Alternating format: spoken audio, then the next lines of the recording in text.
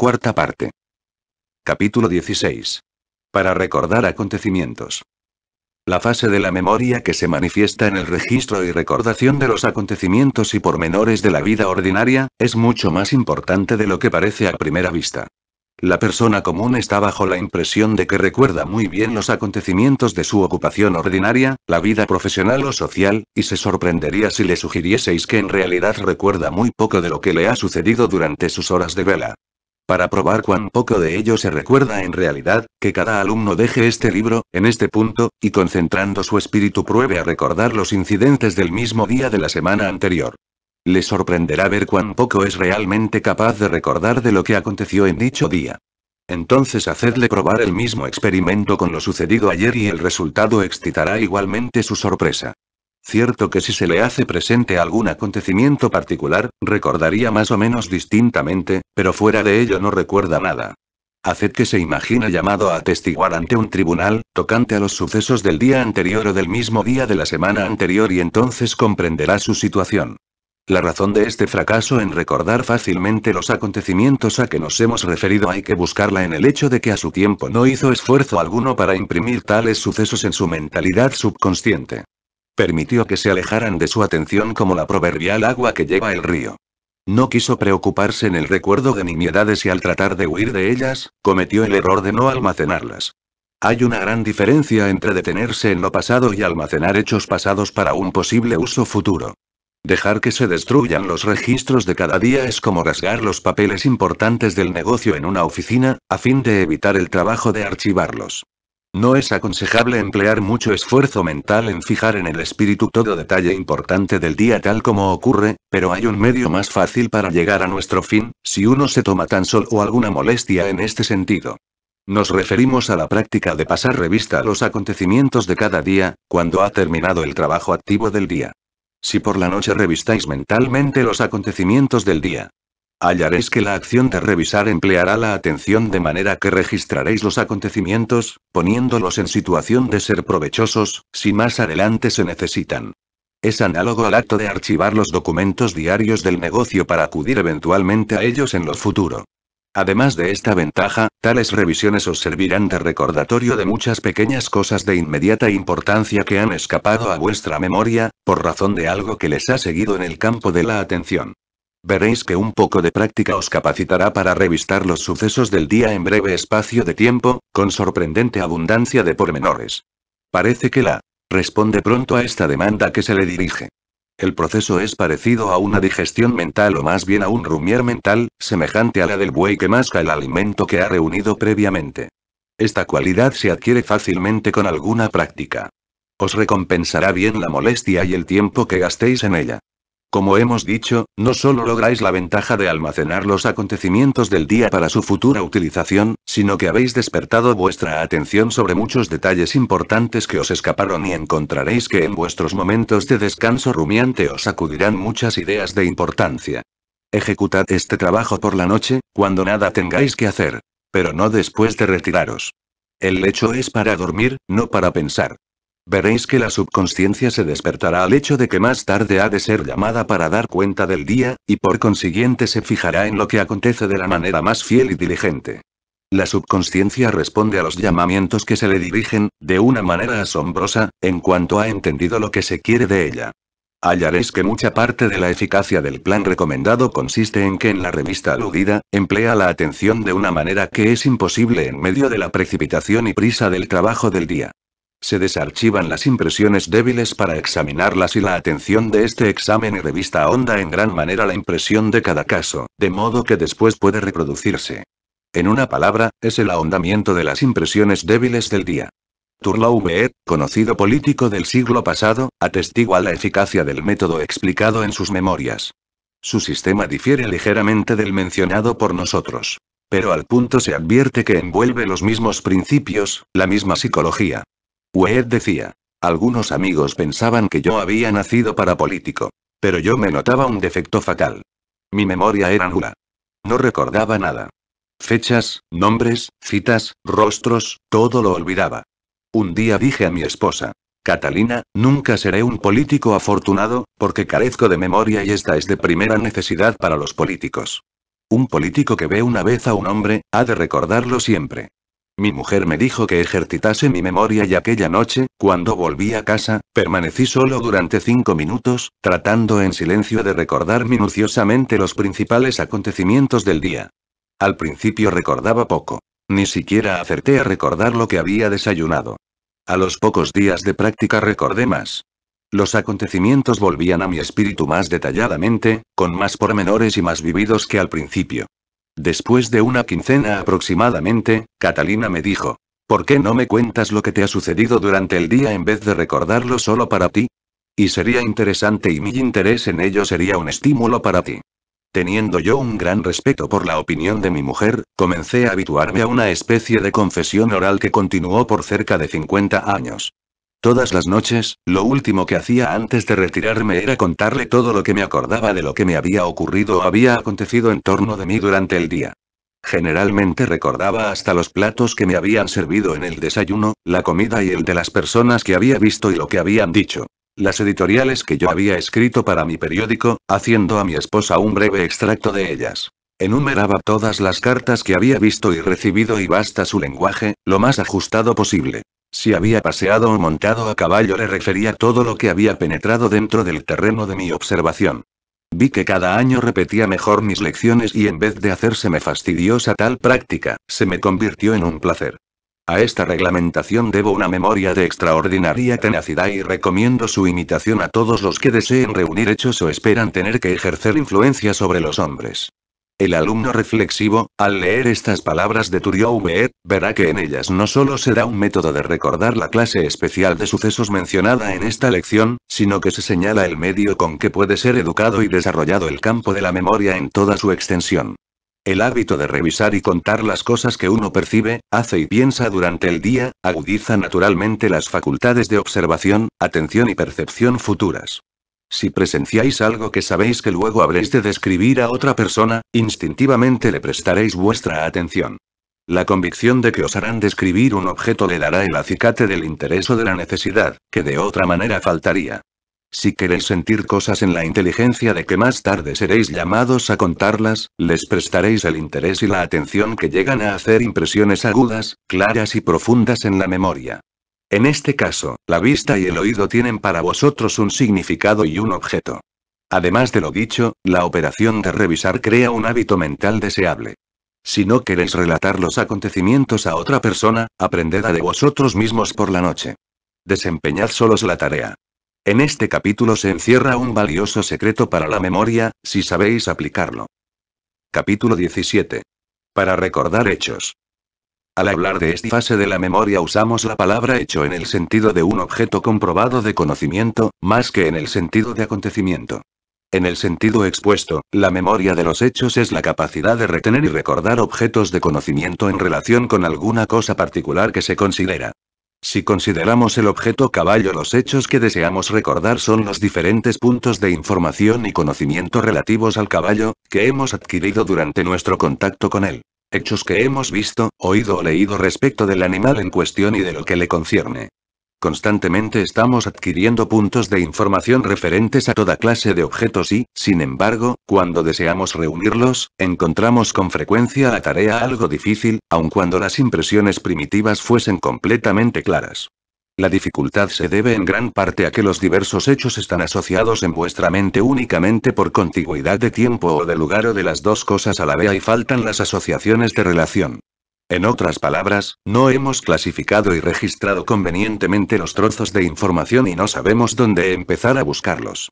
Es como la confusión de un hombre de negocios que guarda todos sus papeles en un cofre, sin orden ni índice. Sirve que todos están allí pero tiene verdadero trabajo en encontrar uno de ellos, cuando lo necesita. O como un cajista que arroja sus tipos en una caja y cuando trata de componer una página, lo encontrará muy difícil si no imposible, cuando si cada letra estuviera en su correspondiente cajetín, ejecutaría su trabajo en breve tiempo. Esta materia de la asociación por relación, es una de las más importantes en todo lo referente al pensamiento y de ella depende materialmente el grado de pensar correcta y eficientemente. No nos basta saber meramente una cosa. Hemos de saber dónde encontrarla cuando la necesitemos. Como en cierta ocasión decía el anciano juez Shaxworth de Pensilvania. No es tanto conocer la ley como saber dónde encontrarla. Kai dice. Sobre las asociaciones formadas por contigüidad en tiempo o espacio tenemos escaso dominio. Accidentalmente dependen del orden en que se presentan los objetos a la mente. Por otra parte, la asociación por analogía está en gran parte en nuestro poder. Porque, en cierta medida, nosotros elegimos los objetos que han de asociarse y los reunimos en la mente. Hemos de cuidar, sin embargo, de asociar únicamente agrupadas, juntas las cosas que deseemos que queden asociadas juntas y que mutuamente se hagan recordar. Y las asociaciones que formamos habrían de basarse sobre lo fundamental y lo esencial y no sobre semejanzas meramente superficiales o casuales. Cuando las cosas se asocian por sus accidentes y no por sus relaciones fundamentales, no serán de provecho cuando se necesiten y servirán efectivamente de poco. Cuando asociamos lo nuevo con lo que más de cerca se le asemeja en nuestra mente, le damos su lugar apropiado en nuestra fábrica de pensar. Por medio de asociaciones de semejanza, atamos nuestras ideas, como si dijéramos, en paquetes separados, y es de la mayor importancia que todas las ideas que se parecen entre sí se hallen en un paquete. La mejor manera de adquirir asociaciones exactas para un hecho aislado que deseáis retener de modo que lo recordéis si lo necesitarais o sea algún retazo útil de información o partícula interesante de conocimiento, es analizarlo a él y a sus relaciones. Esto puede hacerse, dirigiéndose uno mismo preguntas sobre él, siendo cada cosa que le asociáis en vuestras respuestas un contraíndice adicional, por cuya mediación lo encontraréis pronto si lo necesitáis. Como dice Kai, el principio de hacer preguntas y obtener sus respuestas puede decirse que caracteriza a todo esfuerzo intelectual. Este es el medio por el cual Sócrates y Platón formaban el conocimiento de sus condiscípulos, llenando los vacíos y añadiendo nuevos hechos a los ya conocidos. Cuando queráis considerar un hecho, dirigíos las siguientes preguntas acerca de él. ¿Y de dónde vino o se originó? ¿Ti? ¿Cuál fue su causa? ¿Y qué historia o relación tiene? ¿Y cuáles son sus atributos, cualidades y características? ¿V qué objetos puedo antes asociar con él? ¿A qué se parece? ¿Vi para qué sirve? ¿Cómo puede usarse? ¿Qué puedo hacer con él? ¿Vil qué prueba? ¿Qué puede deducirse de él? ¿Vi cuáles son sus resultados naturales? ¿Qué sucede por razón de él? X. ¿Cuál es su porvenir, y su natural o probable término o fin? X. ¿Qué pienso de él, en conjunto? ¿Cuáles son mis impresiones generales respecto de él? Xi. ¿Qué sé de él, en cuanto a conocimientos generales? Xi. ¿Qué he oído decir de él y por parte de quién, y cuándo? Si os tomáis la molestia de someter cualquier hecho al citado severo examen, no solo lo enlazaréis a centenares de otros hechos concordantes y familiares, de modo que lo recordéis al punto, llegada la ocasión, sino que crearéis también un nuevo objeto de conocimiento general en vuestra mente, objeto del cual este hecho particular será el pensamiento central. Análogos procedimientos de análisis han sido publicados y vendidos por diversos profesores a precios elevados, y muchas personas han considerado que los resultados justificaban el gasto. Así, pues, no paséis ligeramente sobre ello. Cuantos más de otros hechos consigáis asociar con cualquier hecho, más clavos tendréis para colgar vuestros hechos. Cuantos más cabos sueltos tengáis para arrastrar aquel hecho al campo de vuestra consciencia, tanto más contrarregistros poseeréis por donde podáis abarcar el hecho cuando lo necesitéis. Cuantas más asociaciones enlacéis a un hecho, tanto más significado tiene el hecho para vosotros y más interés se suscitará en vuestra mente respecto de él. Además, obrando así, hacéis muy probable la evocación automática o involuntaria del hecho, cuando pensáis en alguno de los objetos asociados con él. Es decir, que el hecho acudirá a vuestra mente de un modo natural en relación con otra cosa de la manera que vulgarmente expresamos con la frase esto me hace acordar, y cuanto más a menudo os acuda a la memoria involuntariamente, más profunda se hace su impresión en los registros de vuestra memoria. Cuanto más a menudo uséis un hecho, tanto más fácilmente lo recordaréis al necesitarlo. La pluma favorita de un hombre está siempre en su mano en la posición recordada, al paso que el raspador u otro objeto de menos uso se ha de buscar expresamente y con frecuencia sin resultado. Y cuantas más asociaciones deis a un hecho, tanto más a menudo es fácil que lo uséis. Otro punto que hay que recordar es que la asociación futura de un hecho depende en mucho de vuestro sistema de archivar los hechos. Si queréis pensar en esto, cuando tratáis de retener un hecho para referiros a él en lo futuro, seréis capaces de encontrar la mejor casilla mental para él. Registradlo junto con la cosa a que más se parezca o con la cual tenga la relación más familiar. El niño lo hace involuntariamente. El medio propio es el medio natural. Por ejemplo, si una cebra clasifica al animal como un burro con rajas, una jirafa, como un caballo de cuello largo, un camello, como un caballo con piernas largas y torcidas, cuello largo y jorobas en la espalda. El niño siempre enlaza su nuevo conocimiento o hecho a algún hecho familiar o parte de conocimiento, y a veces el resultado es sorprendente, pero, no obstante, el niño recuerda por este medio. Los niños ya crecidos harán bien en formar tales eslabones de conexión en su memoria. Enlazar la cosa nueva a alguna cosa antigua familiar, esto es difícil, una vez que hayáis dado con el procedimiento de hacerlo. La tabla de preguntas que hemos reproducido anteriormente, dará a la mente muchos eslabones de enlace. Usadlos. Si necesitáis pruebas de la importancia de la asociación por la relación y de las leyes que gobiernan su acción, solo tenéis que recordar la ordinaria serie de los pensamientos o cadena de imágenes, de la mente, para los cuales somos conscientes cuando soñamos despiertos o nos entregamos a ensueños o aún en los pensamientos generales referentes a cualquier asunto. Veréis que cada imagen mental o idea o recuerdo va asociado y unido al precedente pensamiento y al siguiente. Es una cadena sin fin, hasta que alguien interviene en la materia desde el exterior. Surge en nuestra mente un hecho, en apariencia procedente del espacio y sin referencias a nada más. En tales casos encontraréis que esto ocurre, ya sea porque previamente habéis puesto en actividad vuestra mentalidad subconsciente sobre algún problema o parte de recuerdo y aquella centella era el resultado retardado y aplazado, o bien que el hecho acuda a vuestra mente a causa de su asociación con algún otro hecho que a su vez procede de otro precedente y así sucesivamente. Oís silbar a lo lejos un ferrocarril y pensáis en un tren, después en un viaje, luego en algún lugar distante. Más tarde en alguien de aquel lugar. A continuación, algún acontecimiento de la vida de dicha persona. Después un acontecimiento semejante de la vida de otra persona. Luego en esta otra persona, en su hermano, lo que os lleva a pensar en la suerte que tuvo este otro hermano en su último negocio, y, como consecuencia, en aquel negocio. Por analogía, os viene a la memoria alguna gente ocupada en aquel negocio, como asimismo en sus tratos con un hombre a quien conocéis. Después el hecho de que otro hombre de nombre semejante al últimamente nombrado os debe dinero. Luego, en vuestra decisión de cobrar aquel dinero, a la que sigue un plan para presentar la reclamación a través de un abogado para ver si puede prosperar, etc. He aquí que del silbido distante de una locomotora, habéis llegado al posible cobro de una cuenta y, no obstante los eslabones olvidados, ese hombre dirá que precisamente estaba pensando por casualidad en el deudor o que esta idea surgió sin saber cómo en su espíritu. Pero en realidad no fue más que la ley de la asociación. Además veréis que cuando quiera que oigáis mencionar la frase asociación de ideas mentales, etc., recordaréis la explicación anterior o parte de ella.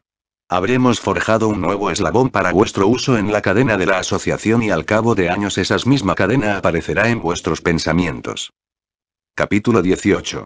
Para recordar palabras, etc. En uno de los capítulos precedentes dimos algunos ejemplos de personas que habían desarrollado en grado sumo su memoria de palabras, frases, etc. La historia está llena de ejemplos de este género. La época moderna queda muy atrás de la antigua en este punto, probablemente porque hoy no existe la necesidad de las hazañas de la memoria que antes eran aceptadas como comunes y dentro de lo ordinario. Entre los antiguos, cuando era desconocida la imprenta, y los manuscritos escasos y caros, era costumbre común en la gente aprender de memoria las diferentes enseñanzas sagradas de sus respectivas religiones. De esta manera se transmitieron los libros sagrados de los hindús y era usual entre los hebreos saber enteramente de memoria los libros de Moisés y de los profetas. Aún en el día, al mahometano sincero se le enseña a confiar a su memoria todo el Corán. Todas las investigaciones han revelado siempre que ha usado idéntico sistema de confiar a la memoria estos sagrados libros y recordarlos a voluntad, es decir, el método natural en vez del artificial. Por consiguiente, dedicaremos el capítulo presente a este método por el cual pueden confiarse a la memoria y recordarse pronto obras en verso y en prosa. Este método natural de memorizar palabras, frases o versos, no es cosa fácil, sino un sistema que ha de ser dominado por medio de una actuación continua y una revisión fiel. Se ha de comenzar por el principio y seguir adelante en el camino. Pero el resultado de esta obra sorprenderá a cualquiera que no esté familiarizado con ella.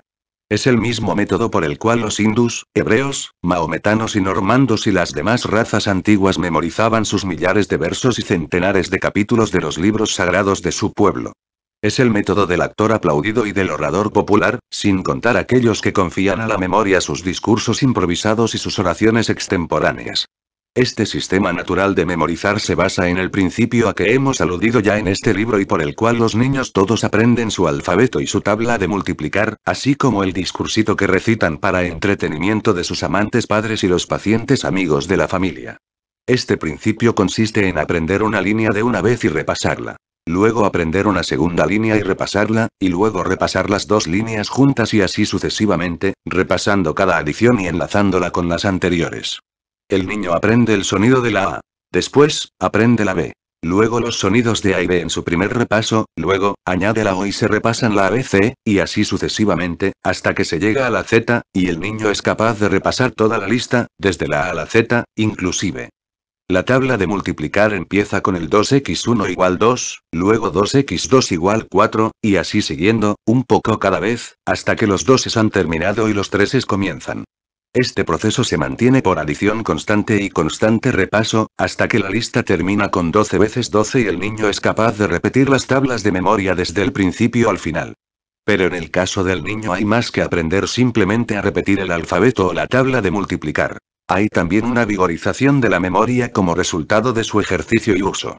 La memoria, como todas las facultades de la mente o todos los músculos del cuerpo, progresa y se desarrolla por un ejercicio inteligente y razonable. Este ejercicio y uso no solo desarrolla la memoria en la especialidad de la facultad que se usa, sino en todas las especialidades y facultades.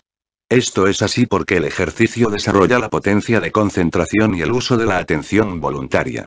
Aconsejamos que el alumno que desee adquirir una buena memoria de palabras, frases, etc., empiece por escoger algún poema favorito con fines de demostración. Luego dejadle memorizar una estrofa que no tenga más de 4 o 5 líneas, para empezar. Que aprenda esta estrofa perfectamente línea por línea, hasta que sea capaz de repetirla sin una falta, que se asegure que sepa tan a la perfección aquella estrofa que al recitarla, se dé cuenta de dónde hay letras mayúsculas y signos de puntuación. Después, que lo deje por aquel día. Pero al siguiente repita la estrofa aprendida el día antes y luego memorice una segunda estrofa de la misma manera y con la misma perfección. Que repase después juntas la primera y la segunda estrofa. Esta adición de la segunda estrofa a la primera, sirve para uncir a las de abajo un mismo yugo por medio de la asociación y cada repaso de conjunto añade un pequeño trozo a la cadena, basta que todos se enlazan en la mente lo mismo que el abeo. Al tercer día se aprende una tercera estrofa de la misma manera y se repasan las tres. Continúese a esta manera todo un mes, añadiendo una estrofa cada día y unciéndola a las precedentes. Pero repasadla constantemente desde el principio al fin. El repaso nunca será demasiado frecuente. Fluirán como las letras del alfabeto desde la A a la Z, si el interesado repasa convenientemente y con frecuencia bastante. Luego, si puede dedicarse más tiempo, empiécese el segundo mes aprendiendo 2 estrofas diarias y añadiéndolas a las precedentes con repasos constantes y fieles. Se verá que se pueden memorizar ya 2 estrofas en el segundo mes con tanta facilidad como se hizo con una estrofa en el primer mes. Su memoria ha sido ejercitada hasta este punto. Y así puede seguir de un mes a otro, añadiendo una estrofa más a su tarea diaria, hasta que no pueda perder el tiempo en más trabajo o hasta que se sienta satisfecho de lo que ha conseguido. Tengas moderación, pues no se trata de convertirse en un fenómeno. Evítese la tensión excesiva. Después de haber memorizado el poema entero, se empieza otro, pero sin olvidarse de revivir el antiguo a intervalos frecuentes. Si se encuentra imposible añadir el número necesario de nuevas estrofas por razón de otras ocupaciones, no se deje de continuar el trabajo del repaso. El ejercicio y el repaso es más importante que la mera adición de estrofas nuevas. Se han de alternar las estrofas o poemas con selecciones de prosa. Los versículos de la Biblia son muy adecuados para tal ejercicio, pues se prestan fácilmente a ser registrados en la mente. El tren expreso de Campo Amor. El vértigo de Oaspar Núñez de Arce. El Palacio de las Perlas de Villa Espesa, son muy a propósito para este sistema de memorizar, por ser versos que pasan fácilmente a la memoria, siendo cada poema de los citados bastante largo para satisfacer las exigencias del alumno más ambicioso. Mirando cualquiera de los poemas mencionados en conjunto, parece casi imposible que nadie sea capaz de memorizarlo y recitarlo desde el principio al fin a la perfección. Pero por el principio de la gota de agua que oraza la piedra o de la bola de nieve que aumenta a cada vuelta, esta práctica de asociar un foco a lo que ya tiene, le permitirá pronto acumular un tesoro maravillosamente grande de estrofas, poemas y recitaciones memorizadas. Es una demostración de las expresivas palabras del refrán popular que dice poquito a poco y lava la vieja el copo. Después de haber adquirido un vasto surtido de selecciones memorizadas, encontrará imposible separarlas todas de una vez. Pero es preciso que las repase todas a intervalos, cualesquiera que sean los días que transcurran, empiece un repaso y otro. El alumno que se ha familiarizado con los principios en los cuales se basa la memoria, tal como se han explicado en los capítulos precedentes, verá enseguida que en el método natural aquí recomendado, se emplean los tres principios de atención, asociación y repetición. Debe prestarse atención para memorizar en primer lugar cada verso. Se emplea la asociación en la afinidad creada entre las estrofas antiguas y las nuevas y se usa de la repetición mediante el frecuente repaso que sirve para profundizar la impresión mnemotécnica cada vez que se repite el poema. Además, se invoca el principio del interés en la marcha gradual realizada, y el cumplimiento de lo que al principio parecía una tarea imposible, suministrándose así el elemento recreativo que sirve de incentivo. Tales principios combinados hacen de este método un método ideal y no hay que maravillarse de que la raza lo haya reconocido así desde los tiempos primitivos. Capítulo 19. Para recordar los libros, tramas, cuentos, etc. En los capítulos precedentes hemos dado instrucciones para el desarrollo de las principales formas de la memoria, pero hay todavía otras fases o formas de memoria que, si bien caen bajo la clasificación general, pueden ser consideradas como dignas de especial atención. Por ejemplo, pueden haber indicaciones dadas respecto a la memorización del contenido de los libros que leéis, de las historias que oís, etc. Y así, creemos aconsejable dedicar un capítulo a la consideración de estas varias fases de la memoria, de que se ha prescindido en los capítulos anteriores. Muchos de nosotros no recordamos las cosas importantes de los libros que leemos y a menudo nos mortifica nuestra ignorancia del contenido de las obras de los grandes autores o de las novelas populares que, aunque hemos leído, no hemos podido imprimir en el registro de nuestra memoria. Naturalmente, hemos de empezar por recordaros la necesidad, siempre presente, de interés y atención. No podemos apartarnos de estos principios de la memoria. La dificultad para la mayoría de las gentes consiste en que lee los libros para matar el tiempo, como una especie de narcótico o anestésico mental, en vez de hacerlo para sacar de ellos algo interesante. Con este sistema, no solo perdemos todo lo que puede ser de importancia y valor en el libro, sino que adquirimos el hábito de leer descuidadamente. El predominio de la costumbre de leer muchos periódicos y novelas ligeras produce la aparente incapacidad de muchas personas, para absorber su inteligencia y recordar el contenido de un libro que valga la pena cuando por casualidad cae en sus manos. Pero hasta el lector más descuidado puede progresar y curarse la costumbre de la inatención y de la lectura descuidada. Noah Porter dice: no hemos leído un autor hasta que hemos visto su objeto, cualquiera que sea, como él leció. Por consiguiente, leed con atención.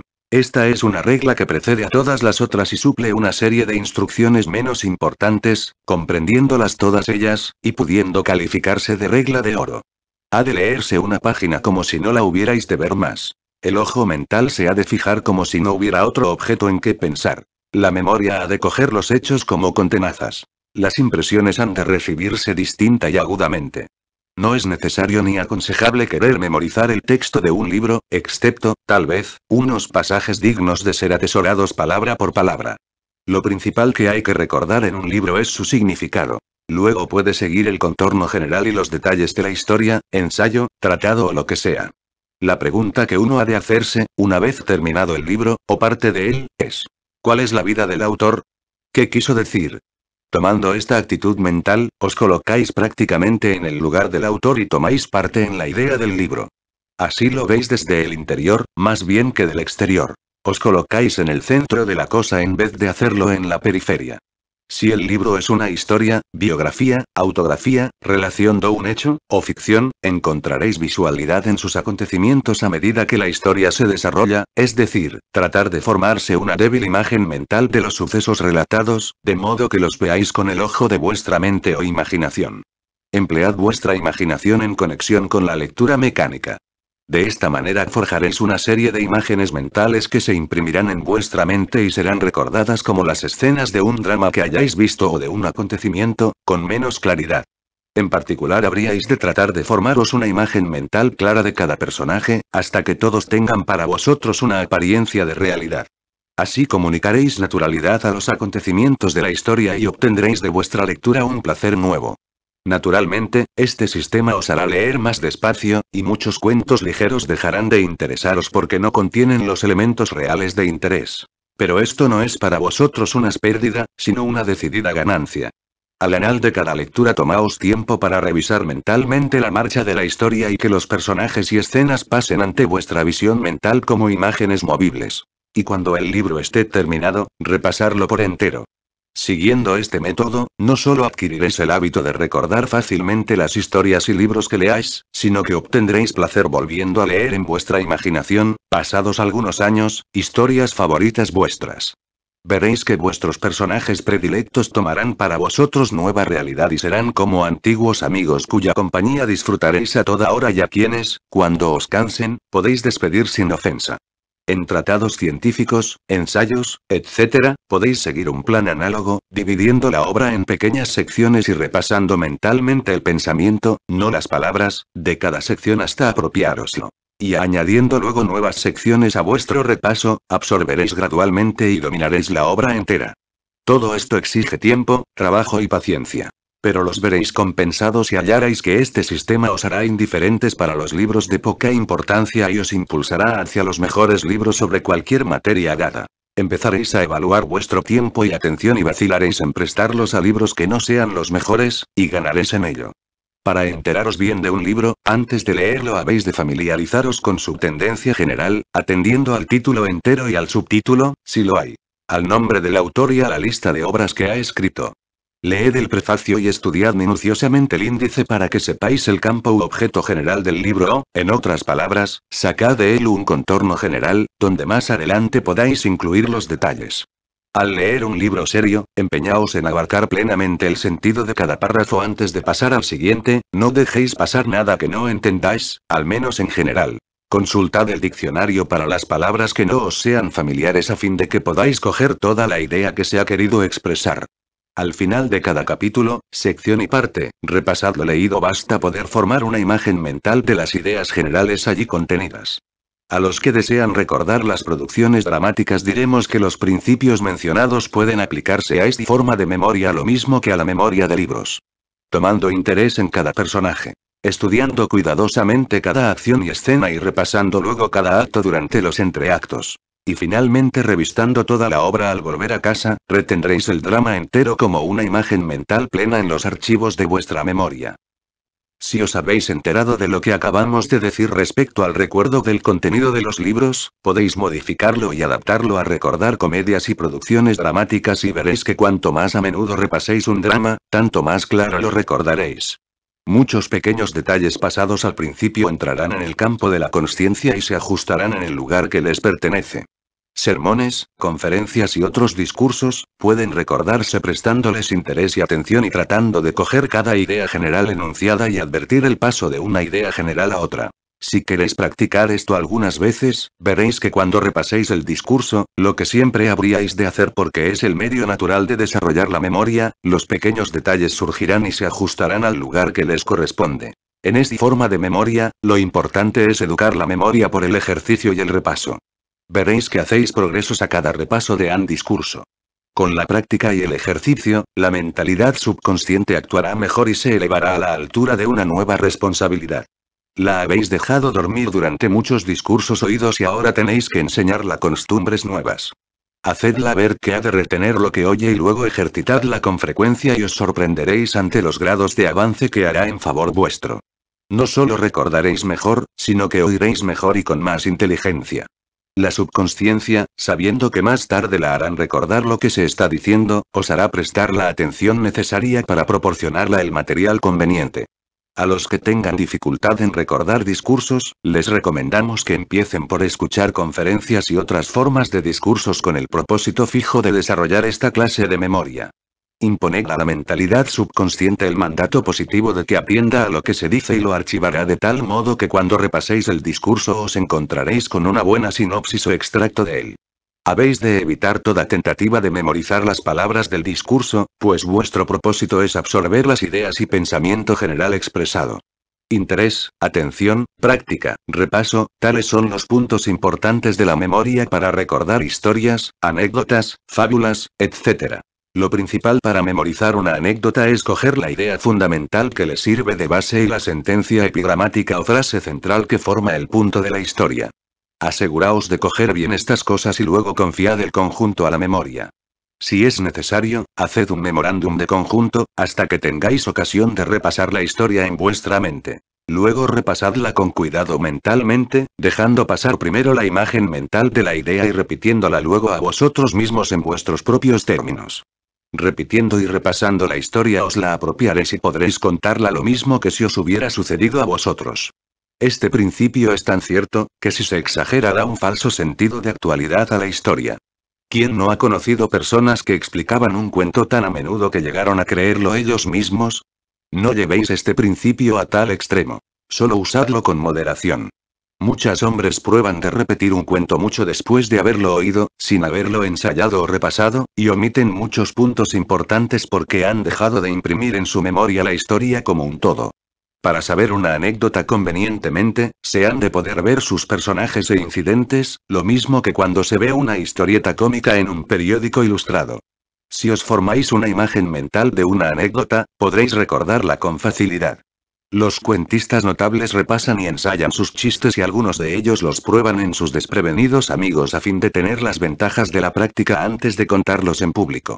Este sistema tiene sus ventajas y al menos le evita a uno la mortificación de tener que acabar un cuento trabajosamente, con una hora no me acuerdo bien de cómo acaba. Pero es muy chistoso. Capítulo 20. Instrucciones generales. En este capítulo llamaremos vuestra atención sobre algunos de los principios generales ya mencionados en los capítulos anteriores a fin de imprimirlos más en vuestra mente y para que podáis pensar en ellos y considerarlos independientemente de los detalles de las fases de la memoria. Este capítulo puede considerarse como un repaso general de ciertos principios fundamentales mencionados en el cuerpo de la obra. Punto primero. Dar al objeto que deseáis memorizar un grado de atención tan grande como podáis. Hemos explicado la razón de este consejo en muchos puntos del libro. El grado de atención concentrada sobre el objeto que se considera, determina la fuerza, claridad y profundidad de la impresión recibida y retenida en la subconsciencia. El carácter de estas impresiones retenidas determina el grado de facilidad en el recuerdo y la reproducción. Punto segundo. Al considerar un objeto que ha de memorizarse, procurad obtener las impresiones por medio de cuantas facultades y sentidos podáis.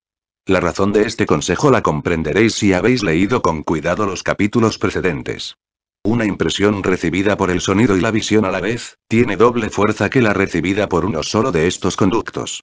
Podéis recordar un nombre o palabra por haberla visto, escrito o impreso o por razón de haberlo oído, pero si la habéis visto y oído tendréis una impresión doble y poseeréis dos maneras de resucitar la impresión.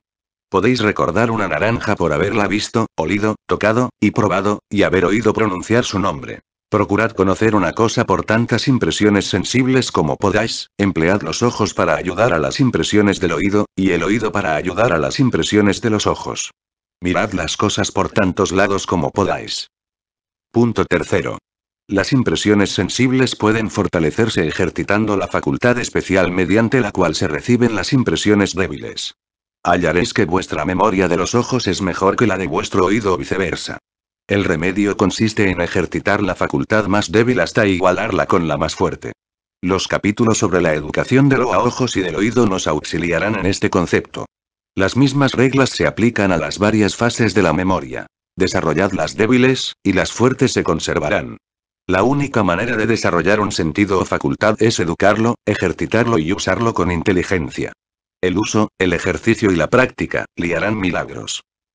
Punto cuarto. Haced vuestra primera impresión bastante fuerte y firme para que sirva de base a las siguientes.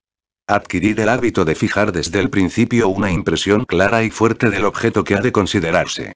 De lo contrario levantaréis un gran edificio sobre cimientos falsos. Cada vez que reviséis una impresión, la profundizáis. Pero de al principio solo tenéis una impresión vaga, las impresiones profundizadas no incluirán detalles omitidos en la primera. Es como si tomáis un buen negativo de una fotografía que pensáis ampliar. Los detalles que falten en la fotografía pequeña no saldrán en la ampliación, pero lo que salen en la pequeña se ampliarán con ella. Punto V. Revivid vuestras impresiones con frecuencia y profundizadlas.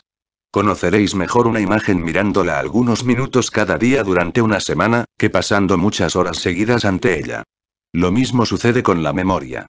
Volviendo a evocar una impresión algunas veces, la fijáis indeleblemente en vuestro espíritu de manera que la encontraréis fácilmente si la necesitáis.